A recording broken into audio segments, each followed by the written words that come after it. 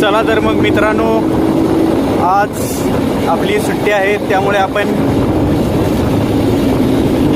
चाललो आहोत फिरायला. पाहू शकता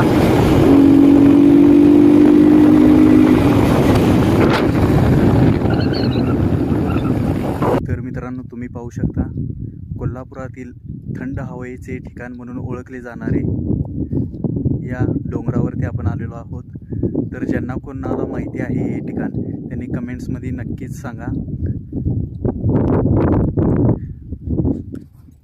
कोल्हापुरातील थंड हवेचे ठिकाण, हिल स्टेशन म्हणून ज्या ठिकाणाला ओळखले जाते ते ठिकाण पाहू शकता तुम्ही.